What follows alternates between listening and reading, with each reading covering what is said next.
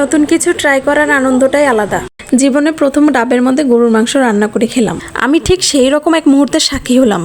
আমার বিশ্বাস যারা একবার এই ডাবের মধ্যে গরুর মাংস খাবে তারা বারবার রান্না করতে চাইবে। রান্নার শুরুতেই মাংসগুলোকে টুকরো করে কেটে ভালোভাবে ধুয়ে নিলাম। তারপর একটি বাটিতে নিয়ে মেখে নিলাম। আদা রসুন বাটা, পেঁয়াজ বাটা, হলুদের গুঁড়ো, মরিচের গুঁড়ো, জিরার গুঁড়া, গরম মশলার গুঁড়া, লবণ ও তেল দিয়ে। জীবনে আমরা কত রকম রান্নাই খেয়ে থাকি, ভুনা, ঝোল, কালিয়া, কাবাব, রোস্ট, কত কি। কিন্তু যখন প্রথম শুনলাম ডাবের মধ্যে গরুর মাংস, তখন চোখ কপালে ওঠার মতো অবস্থা। মাখানো মাংসগুলোকে এক এক করে ডাবের ভিতরে ভরে দিয়ে চুলায় বসিয়ে দিলাম। রান্নাটা একটু সময় সাপেক্ষ হলেও পুরো প্রক্রিয়াটা বেশ উপভোগ্য।